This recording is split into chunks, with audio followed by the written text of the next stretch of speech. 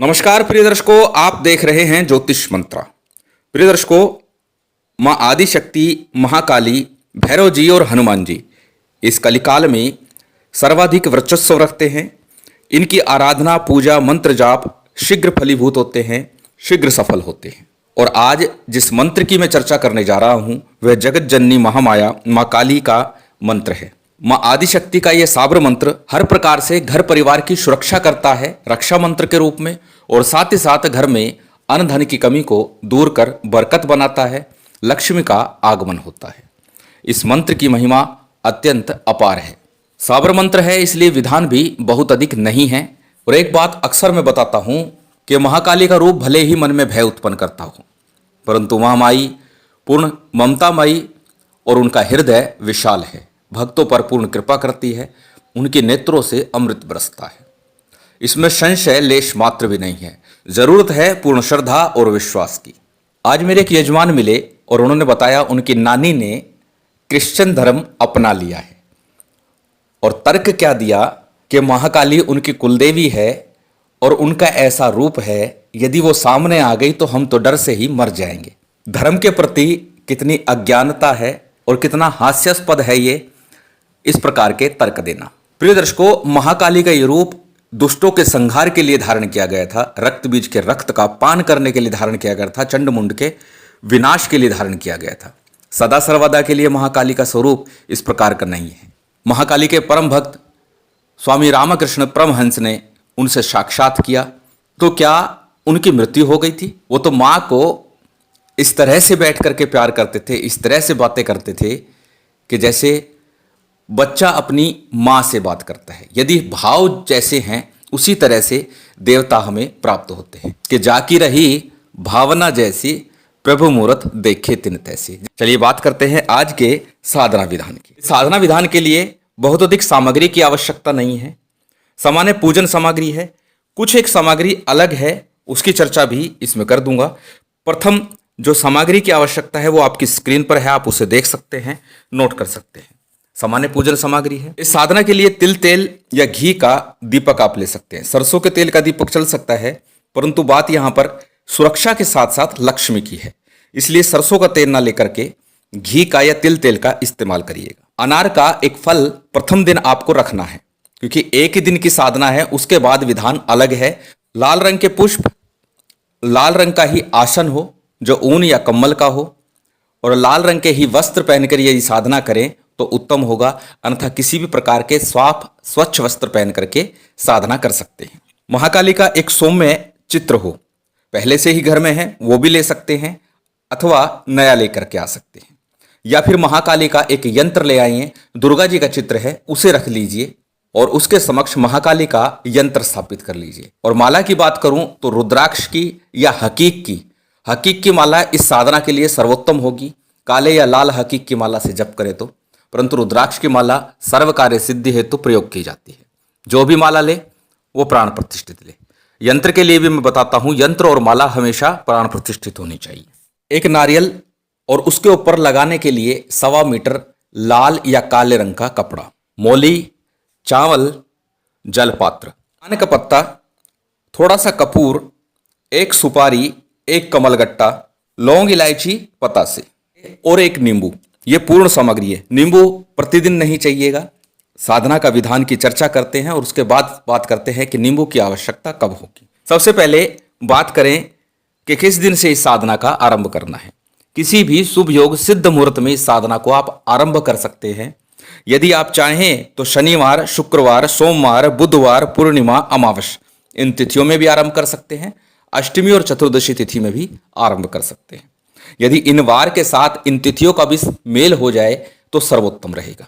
अब सर्वप्रथम जिस दिन साधना आरंभ करें उस दिन प्रातःकाल या संध्या काल पानी वाला जो नारियल आपको बताया है वह नारियल, उस पर जो कपड़ा है वो लपेट दीजिए, लाल या काला जो भी आपने लिया है। अपनी हाइट के बराबर, जो गृह स्वामी है उसके कद के बराबर जो व्यक्ति मुखिया के तौर पर कमा करके घर में लाता है, आपके पिताजी मुखिया के तौर पर हैं और वो कमाई भी कर रहे हैं तो उनकी हाइट के बराबर लेना। यदि आपके पिताजी कमाई नहीं कर रहे हैं, घर पर रहते हैं, कोई कार्य नहीं कर रहे हैं, तो फिर आप अपनी हाइट के बराबर लेना।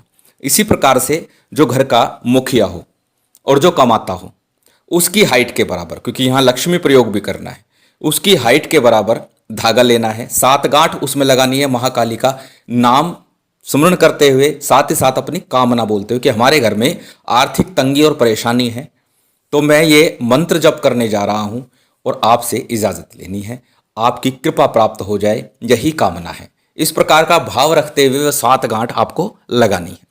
और 7 गांठ जब लगा ले तो नारियल के ऊपर उस कलावे को, मौली को आप लपेट दीजिए और लपेट करके माँ काली के मंदिर जाइए, कुछ भोग प्रसाद ले जाइए और अर्पण करके, प्रणाम करके माँ को पूर्ण समर्पण और प्रार्थना के साथ में निवेदन कीजिए कि साधना सफल हो और आपकी कृपा मुझ पर और मेरे परिवार पर हो जाए। इस प्रकार से आपको प्रथम दिन ये विधि करनी है और उसके बाद में संध्या काल या रात्रि काल, ये एक साधना प्रातःकाल की नहीं है, या तो संध्या काल में करेंगे या रात्रि काल में, पश्चिम या उत्तर मुख होकर के इस साधना को आपको संपन्न करना है। जो साधना सामग्री बताइए उसे अपने पास रख लीजिए। सबसे पहले शुद्धि आचमन कीजिए, चौकी पर, पट्टे पर माँ काली का एक चित्र लाल वस्त्र के ऊपर स्थापित कर दीजिए। उसके बाद घी या तेल का जो भी आपने दीपक रखा है, थोड़े से अक्षत रखिए, उसके ऊपर दीपक स्थापित कीजिए। पूर्व में भी कई बार बता चुका हूं, बीच में कई बार प्रश्न आते हैं तो इसलिए पुनः बताना पड़ता है। दीपक को कभी भी खाली नहीं रखा जाता, उसके नीचे अक्षत पुष्प रखे जाते हैं या फिर कोई सिक्का रख दिया जाता है, खाली दीपक नहीं रखा जाता है। तो अक्षत पुष्प रख दीजिए या सिक्का रख दीजिए, उसके ऊपर दीपक स्थापित कीजिए।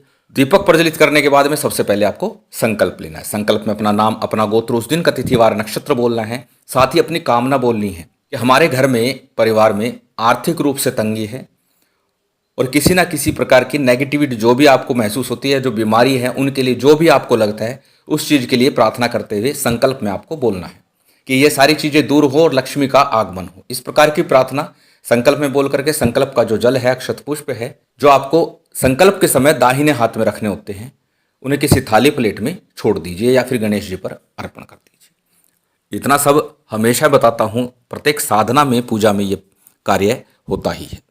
तत्पश्चात सामान्य सा पूजन सभी देवी देवताओं का करना है। सबसे पहले गणेश जी का, गुरु का, कुल देव, पितृदेव, स्थान देव इत्यादि का पूजन सामान्य तौर पर पंचोपचार रीति से जितनी आपके पास सामग्री है उससे आप संपन्न कीजिए।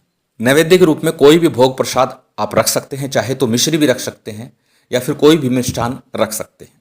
विशेष आवश्यकता कुछ भी नहीं है। मूल रूप से नारियल अर्पण करना था प्रातःकाल, वो आपने कर दिया।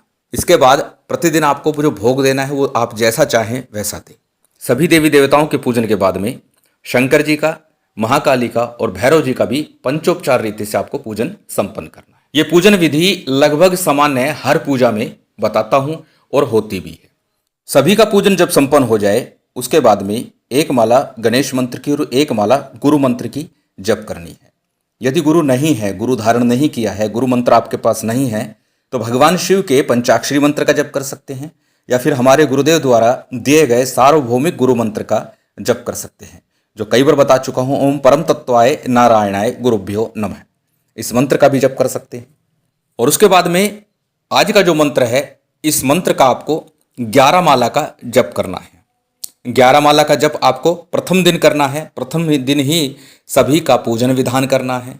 नित्य करे आपकी इच्छा, लेकिन प्रथम दिन एक दिन की ही साधना है और उसके बाद नित्य प्रति आपको 3 माला का जप करना है। जब आपका जप संपूर्ण हो जाए, पहले दिन की साधना जैसे ही संपूर्ण होगी, नित्य प्रति इसी प्रकार करना है। जब साधना संपूर्ण हो जाए, आरती कीजिए। आरती के बाद आपने भोग अर्पण करना है जो आपने रखा हुआ है। भोग किस प्रकार लगाना है? आरती के बाद में 2 पान के पत्ते लीजिए, एक उल्टा और एक सीधा रखिए, उसके ऊपर कपूर प्रज्वलित कीजिए। कपूर के ऊपर ही आपको पताशा रखना है, लौंग रखनी है, इलायची रखनी है, कमलगट्टा रखना है। ये आपका भोग हो जाएगा। भोग अर्पण करने के बाद थोड़ा जलाचमन करा दीजिए, जल का छींटा लगा दीजिए। थोड़ा सा जल दाहिने हाथ में लेकर के अपने आसन के नीचे रखिए, फिर उससे मध्यमा उंगली से अपने माथे पर तिलक कर लीजिए जल से। इस प्रकार आपको 21 दिनों तक ये साधना करनी है। विधान बहुत अधिक नहीं है। पहले दिन थोड़ा सा विधान करना है, उसके बाद नित्य प्रति श्रुद्धि आचमन करके, दीपक प्रज्वलित करके सीधे मंत्र का जप आरंभ करें। गुरु गणेश मंत्र का जप भी नित्य प्रति करना है, एक एक माला का, और उसके बाद 3 माला नित्य प्रति इस मंत्र का आपको जपना है। और साथ ही एक बार और बता दूं, पहले भी बता चुका हूँ। पूरी वीडियो में जो भी मैं बताता हूँ वो साथ में लिख करके भी देता हूँ, इसलिए वीडियो को देख भी लिया करें। कई बार कुछ चीज़ें रह जाती हैं, छूट जाती हैं, तो उन्हें मैं लिख करके दे देता हूँ, जिससे कि आप लोगों को किसी प्रकार की असुविधा ना हो या किसी प्रकार का संशय ना हो। परंतु फिर भी लगातार प्रश्न आते रहते हैं कि इसमें मंत्र नहीं बताया, इस भोग का क्या करना है, सामग्री का क्या करना है, अनेक प्रश्न आप लोग करते रहते हैं। कृपया वीडियो को ध्यान से देखें और सुनें और उसके बाद ही प्रश्न करें। चलिए जान लेते हैं उस विशेष शक्तिशाली मंत्र को।